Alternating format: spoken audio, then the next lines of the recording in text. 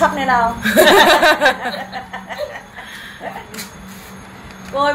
মামু ডাক কই দাদা কই আর ওইটা কি বলছিল আমি যাবো আমি একটু যাই আমি একটু যাই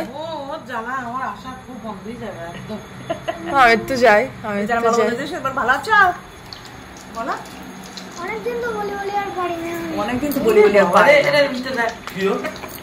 মিষ্টি মিষ্টি কেন অনেক মনে হয় ওই জন্য আমার কাছে আমার শুনে মরতে সেই মালাইকারি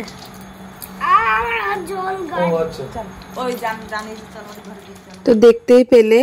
মা চলে এসেছে কালকে রাখি পূর্ণিমা দাদাদের ডেকেছিলাম দাদা বৌদি ভাই আর ভাইপো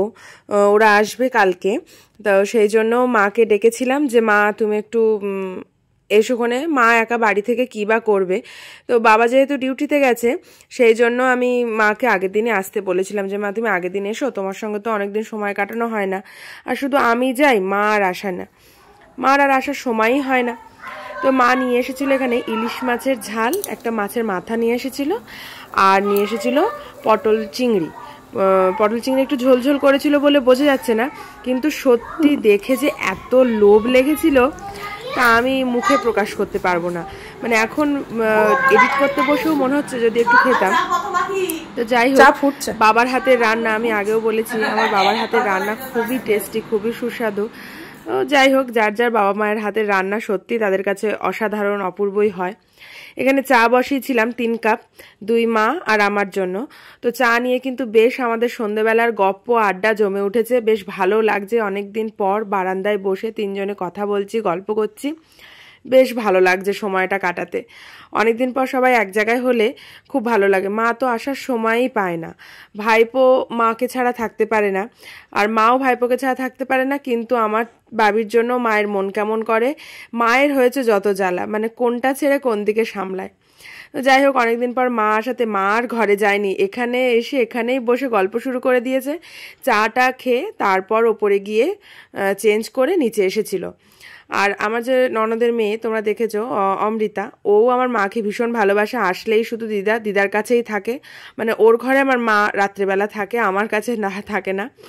তো এখানে আমরা সব আড্ডায় আর কি গল্পগুজব করে আমার ছেলে বলছিল ভূতের গল্প শুনবে এসব সব কাজকর্ম মিটিয়ে আমি রান্নাঘরে চলে গেছিলাম রাতের রান্না করতে সমস্ত কিছু ছিল দুপুরবেলা যা যা রান্না করেছিলাম সব কিছুই প্রায় ছিল না করলেও হতো কিন্তু একটু ভাবলাম যে ডিমের তেল করি যেহেতু আমার মা ডিম খেতে খুব পছন্দ করে একটু ডিমের তেল আর গরম গরম ভাত করেছিলাম খুবই টেস্টি হয়েছিল ভাবছিলাম প্রথমে যে আলু দিয়ে ডিমের তরকারি করব কিন্তু ডিম কষাটা করেই ভালো করেছি মানে ওটাই খেতে খুবই টেস্ট হয়েছে কালকে কি কি রান্না হবে এখনো সেটা ভেবে উঠতে পারিনি মানে আমি সব অ্যারেঞ্জ করে এনেছি আজকে সন্ধ্যেবেলা একটু বেরিয়েছিলাম আকাশ আর আমি বাজার হাট সবই আমার করা হয়ে গেছে তবুও একটা কনফিউশনে আছি যে কালকে কি রান্না হবে একবার ভাবছি যে একটু ডাল করব মুগ ডাল আলু পোস্ত কিংবা পোস্তর বড়া এরকম কিছু একটা করব তার সাথে সোয়াবিন কষা মরিচ পনির এরকম কিছু একটা করব ফ্রুট চাটনি আর পাঁপড় আর একবার মনে করছি সোয়া বিরিয়ানি করি আমি সোয়া বিরিয়ানিটা কোনোদিন করি না তবে বিরিয়ানি করার প্রসেস সবটাই প্রায় একই রকম সেই জন্য আর প্রবলেম হয় না আমার বিরিয়ানি করতে তো সেইগুলোই ভেবে আমি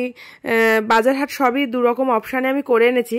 তো দেখি কালকে কি রান্না করা যায় তা ওখানে কিন্তু সব লুডো খেলা চলছে মানে দেখলেই তো আমি বলছিলাম যে আমার ননদের মেয়ের আর আমার মায়ের বন্ডিংটা খুব ভালো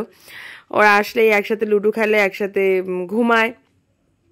এখানে কথা বলতে বলতে আমার ডিমের মশলাটা কষা হয়ে গেছে আমি কিন্তু গরম জল দিয়েছি আমি প্রত্যেকটা রান্নাতে আমি গরম জল দিতেই ভালোবাসি ঠান্ডা জল দিলে যেন আমার মনে হয় পানসা হয়ে গেছে আমার ঠিক মনটা ওঠে না তো এই রান্না বান্না করে কিন্তু আমরা খাওয়া দাওয়া করে শুয়ে পড়েছিলাম একসাথে খাওয়া দাওয়া হয়নি মারা খেয়ে নিল আর আমার হাজব্যান্ড